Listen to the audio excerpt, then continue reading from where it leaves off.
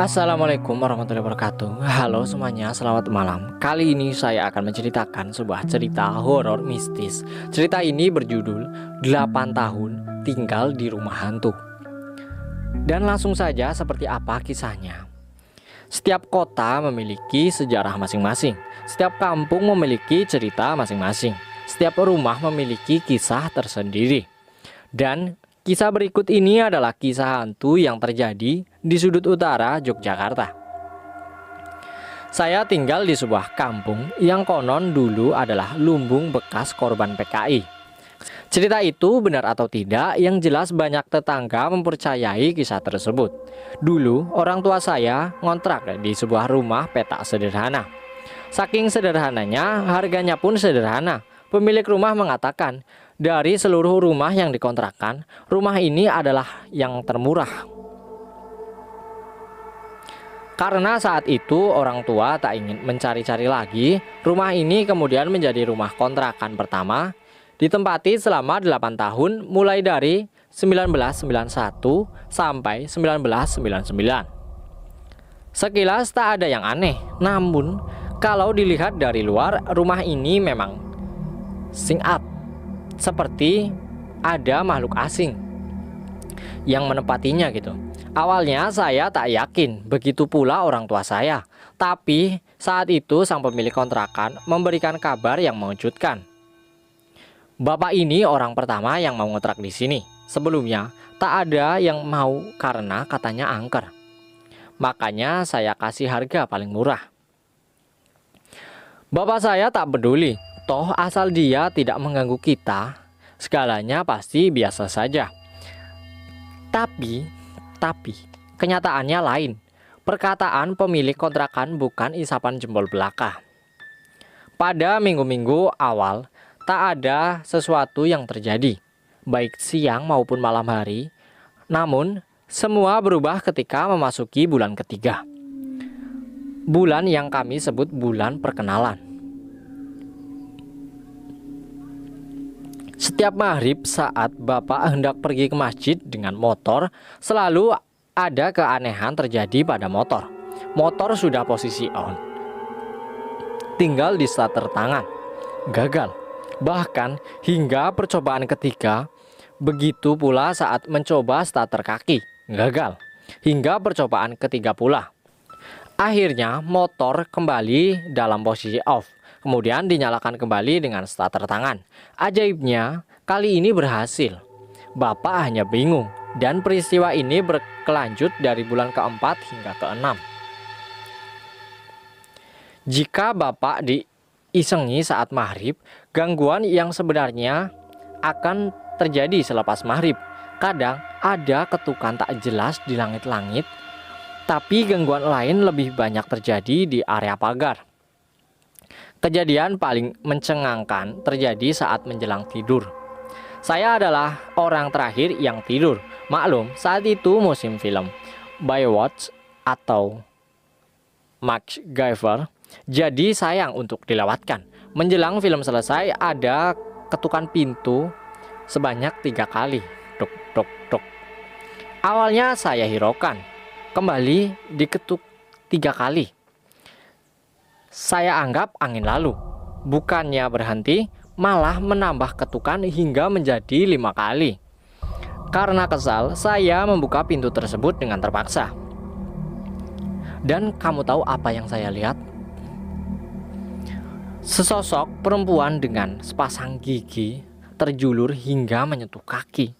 Gigi sampai menyentuh kaki. Belum lagi lidah yang berwarna kecoklatan hingga menimbulkan bau amis.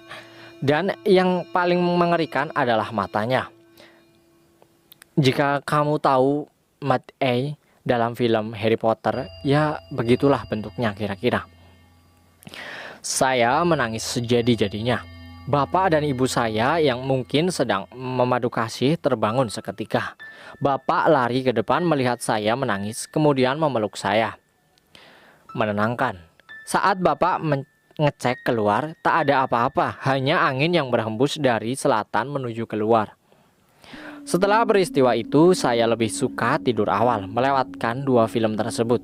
Apa boleh buat, daripada saya bertemu dia. Saya pun enggan mengingatnya walaupun wajahnya hingga kini masih membekas di pikiran saya.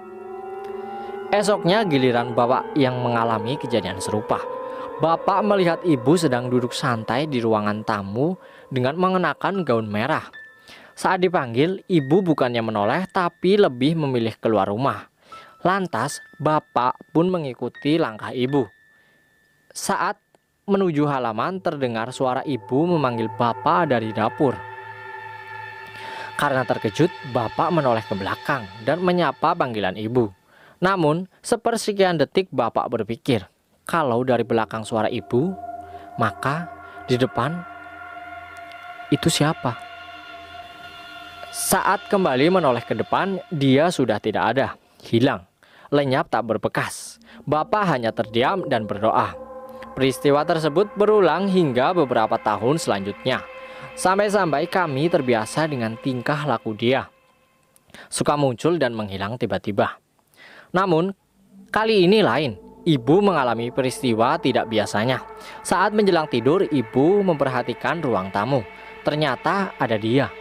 Lampu dimatikan. Ia duduk sembari menundukkan kepala dengan rambut terjuntai hingga menjalar kemana-mana.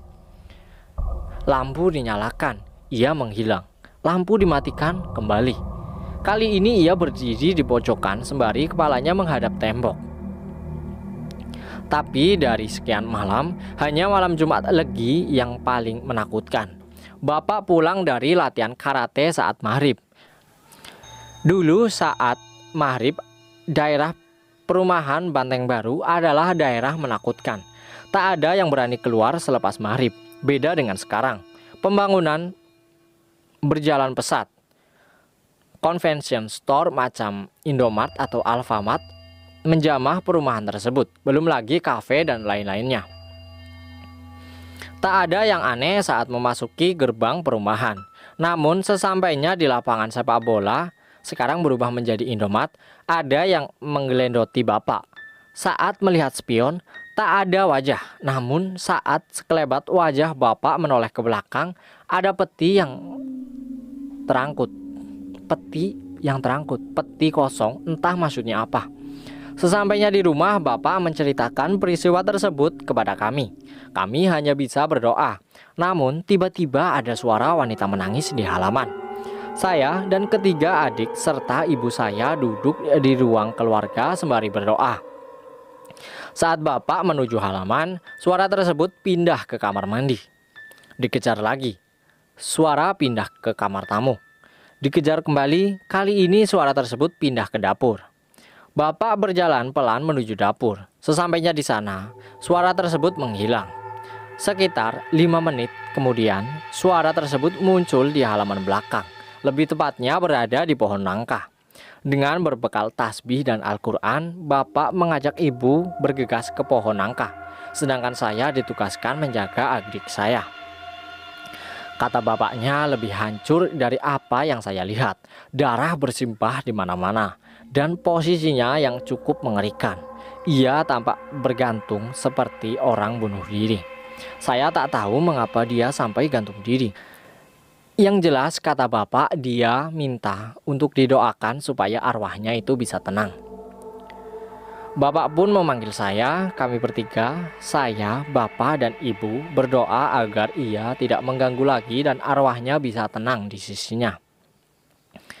Selepas peristiwa yang mencengangkan tersebut, suasana rumah normal kembali. Tak ada peristiwa yang menakutkan ataupun mengejutkan. Dan peristiwa tersebut berjalan normal hingga kami pindah rumah di daerah Monojali. Kami pun hidup normal dan lebih menikmati hidup. Namun beberapa hari setelah kami pindah, penghuni kontrakan lama yang menggantikan kami datang ke rumah dengan wajah pusat pasi. Ada apa, Pak? Kok seperti ketakutan? Bapak coba bertanya. Dulu bapak sekeluarga pernah mengalami sesuatu yang aneh enggak? Enggak tuh, memangnya kenapa pak? Bapak mencoba berbohong. Kemarin saya saat malam saya tidur di kamar tidur. Lah kok waktu saya bangun saya sudah berada di halaman belakang gitu. Wah, saya nggak pernah ngalamin kayak gitu Pak, serius. Sejak saat itu kabarnya setiap 4 sampai 5 bulan pemilik rumah selalu berganti. Kadang kalau ada pemilik yang menempati sudah menjelang setahun, rumah tersebut direnovasi agar nyaman. Tapi baru mau diselesaikan, sang pemilik justru pindah. Aneh. Hingga kini renovasi terus berjalan, saya tak tahu siapa yang menempati sekarang. Yang jelas, saat ini ada julukan untuk rumah tersebut, yakni kandang bubrah. Dan kisahnya pun berakhir dengan demikian. Semoga bisa dipetik pelajaran hikmah dan manfaatnya serta berhati-hati dalam kondisi apapun. Akhir kata saya ucapkan terima kasih kepada teman-teman yang sudah menyempatkan untuk menonton dan mendengarkan cerita ini sampai dengan selesai.